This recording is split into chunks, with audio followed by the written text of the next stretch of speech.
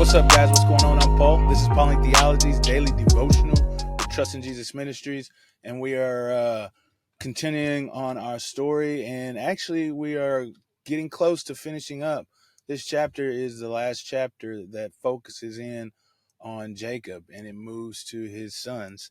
So the toldo, or the genealogy or the story of Jacob that came from Isaac is coming to a close, but last episode we had a crazy one, and now we're about to move on and move on to different country. God's got something planned to get him out of that mess that happened down there.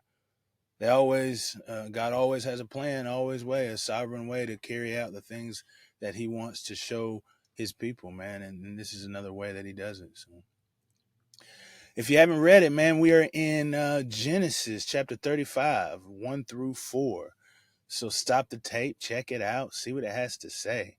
And if you have read it, man, we're going to go ahead and jump into it. We're going to go ahead and see what God is doing, and what he looks like, and who we are, and how we can apply these truths to our lives, man. So, yeah. What is going on? That's the first question, man. What's happening in the story? It says that God came to Abraham and told him to go to Bethel. He said, go to Bethel and make an altar. Go to Bethel and build an altar. He says, that's where I first appeared to you when you were running from your brother. He said, go there and make an altar. And as soon as Jacob heard that, he went and he talked to his family, his whole household, his family, the people that were under him, his servants and stuff.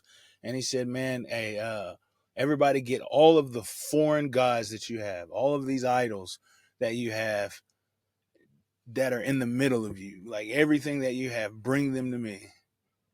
And he says, cleanse yourselves, man, and change your clothes.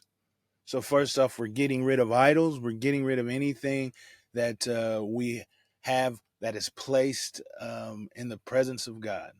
Anything that is not Yahweh. Anything that they worship that is not Yahweh.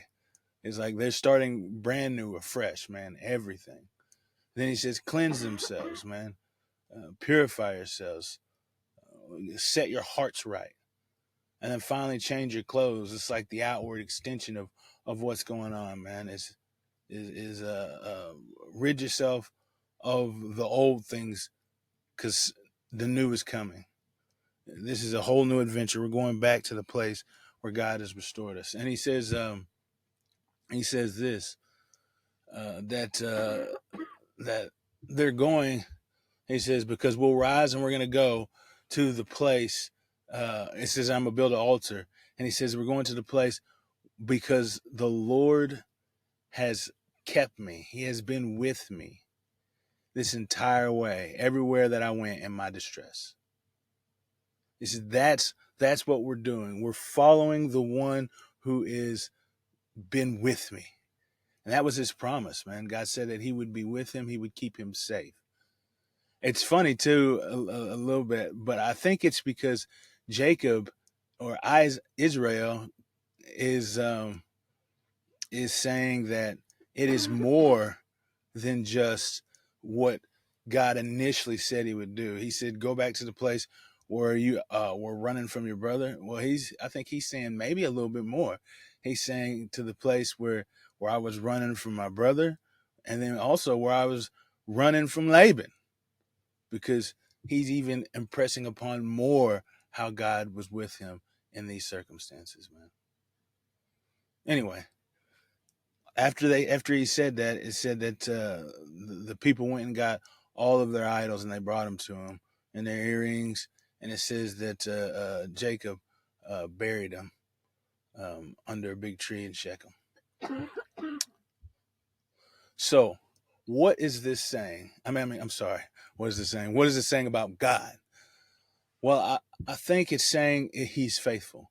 Jacob declares the faithfulness of God when he says that he was with him in every way, every step of the way, that God was with him. I think it shows that he's provider because he provided for him every step of the way. Everywhere he went, there was safety as well. He was his protector. Man.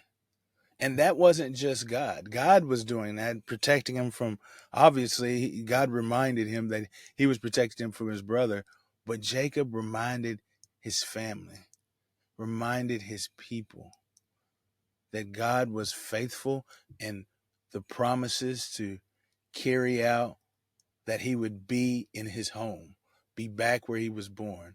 And that's where he's going. Well, that's where he is, but he's just moving further in.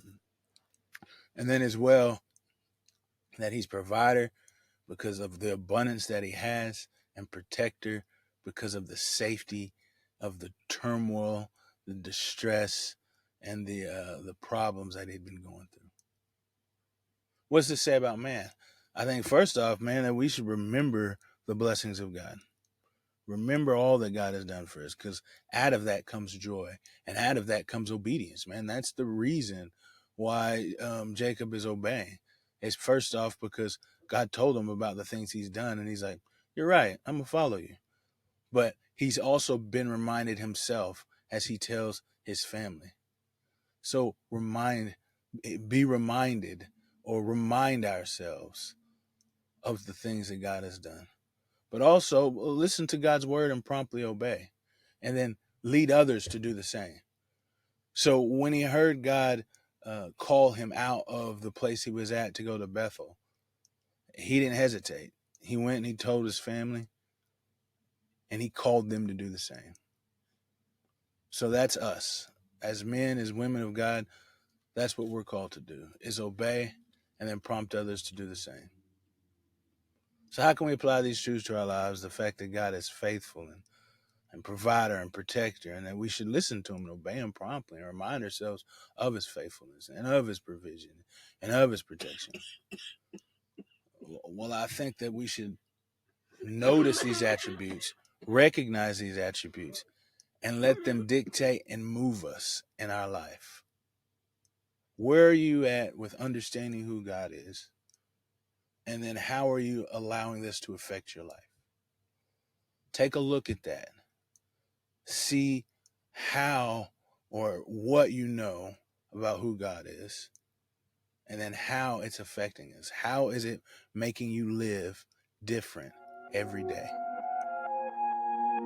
I appreciate you guys for listening, and I'll see you in the next episode.